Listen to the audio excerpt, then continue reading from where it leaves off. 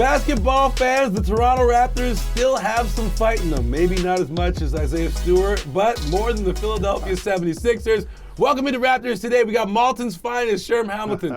We got the principal, Paul Jones. And of course, we have Akil Augustine wearing Sherm's favorite pillow on my chest. They've actually turned your pillow into merchandise. OVO saw the pillow, said that's a good look. You can get your Sherm OVO pillow down at Real Sports at the Scotiabank Arena.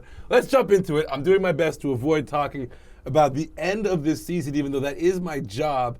This Toronto Raptors team, here's the conversation we're going to have, because I know producer Jake wants us to get to, the fine details. Big up RJ for a great performance. Big night for him, Jacoby. We'll hear from them later. But there was a point in the second quarter where I saw Scotty Barnes scream. And this is Scotty's scream means a lot to me, because there was a point earlier this season where I saw it, and it was early in the game, and I was like, it's a bit too early for that. But that led to me kind of getting a better understanding of Scotty's a leader. But now I'm looking at this entire collection of players. Fans want them to tank. Organizations doing what they're doing. But it seems like these guys have locked in on, we're going to win. We're not worried about what the rest of the NBA, because look at the league. The league set out a mandate now. It's not just the Raptors, right? The rest of the NBA, the rest of the fans, professional sports, people want this team to take a different approach than they're taking, Sherm. I'll start with you. But it seems like Scotty's like, it's important for us to find the winning recipe now, as opposed to hoping for two in the bush in the draft. Well, we've talked about this many times. Players don't want to lose. They go on the floor, they play hard, they want to win. And the mandate, wherever it's coming from, once guys are on the floor, they've competed their whole life. Yeah. They're not trying to lose anything. And I told you, the race to the bottom is real. There are teams very real. Like we saw Philly last night. It's weird how competitive it is to get to the bottom, isn't it? Wow, it's wild. It is. And what we're seeing now is, because the schedule has turned for the Raptors, and because a lot of the teams they're playing against are trying to tank, that now trying to lose becomes a challenge, because guys are going to go out there and play hard. And Scotty, I think, is epitomizing, and RJ, they're epitomizing understanding that being professional, being competitive, instilling the proper habits, even in times where there seems like there's nothing to play for. Leadership comes at a cost, and it's got to be consistent. All these elements we're seeing on display, and then we're seeing this team follow suit. So there's a lot of positives happening right now, even though this season might be lost. You do not just flip a switch and start winning. Yeah. You don't. There are leftovers. There's a residue of winning, and there is a character that's built. Commensurate stench that goes with losing. Commensurate stench. Right? Print the t-shirt. Hold on. But the point is, if you want to be a winner eventually, you have to build winning habits.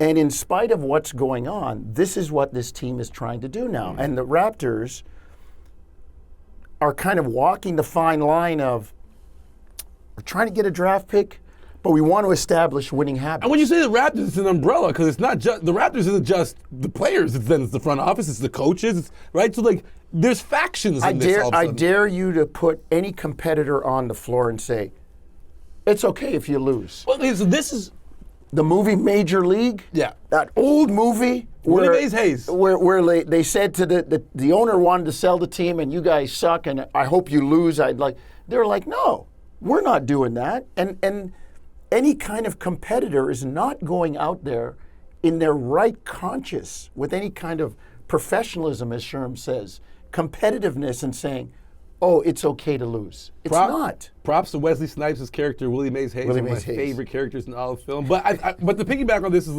so at the Raptors game, I courtside report, and I give an award pregame to a guy that stands out. And most of the time it's a player.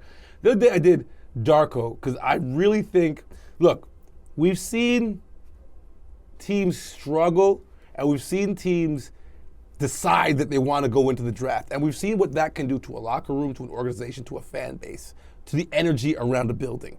And as Raptors fans, we've been through some lean years. Yeah. So I think a lot of kudos has to be given, because there's every reason to like pack it up, hang your head, not compete, don't cross your T's, dot your I's.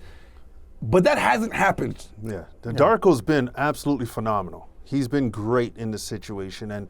And you think about it, to your point, this is the time or the situation where tuning a coach out can happen quickly. Oh yeah, I'm changing the channel. Can happen quickly, and these players haven't, so you have to tip your hat to Darko and his ability to stay connected with this group and motivate this group to continually play hard. And it's one of those things, I mean, I say this all the time, responsibility in the absence of accountability is simply permission. Mm-hmm.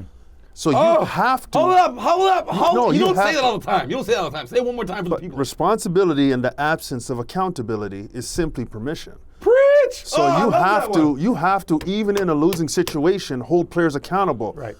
The real testament to that is the fact that players are holding themselves and each other accountable.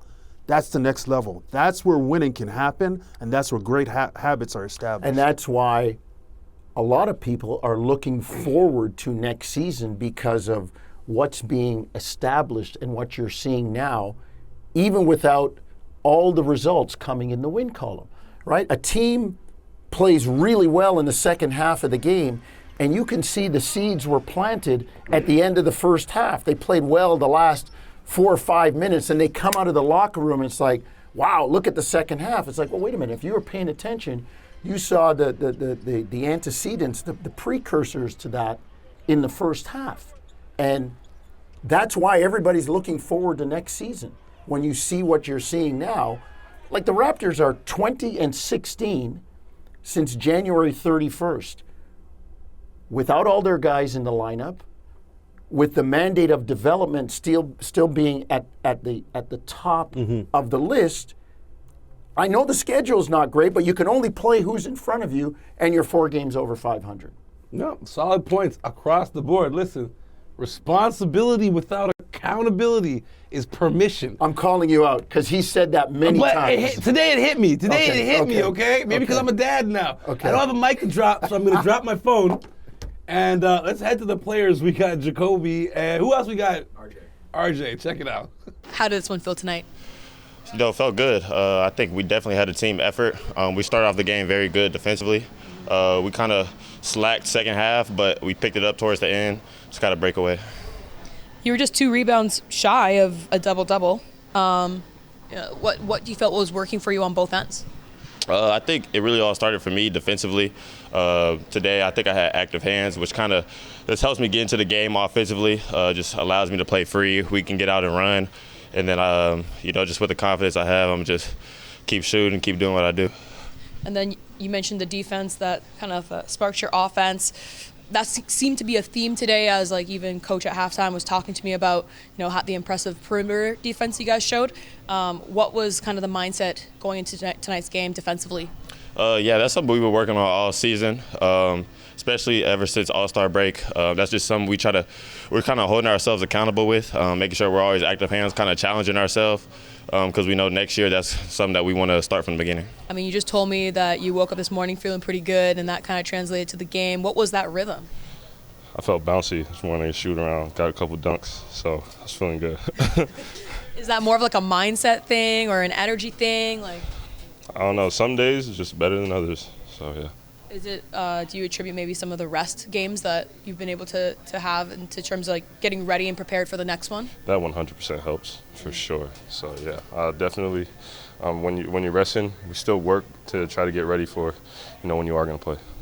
How does it feel when you're able to showcase the versatility of your scoring and have games like this where you can really, take that opportunity? Yeah, no, it feels good. You work hard, so seeing your shots go down, obviously, feels great. And then I think for me, it was just the whole team playing well. That's what really did it for me. Like, it wasn't just me; it was all of us.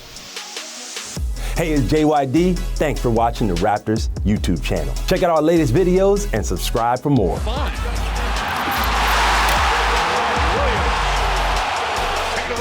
On the run, Finch to JYD! Beautiful pass. Chuck, one of the things I'm noticing about this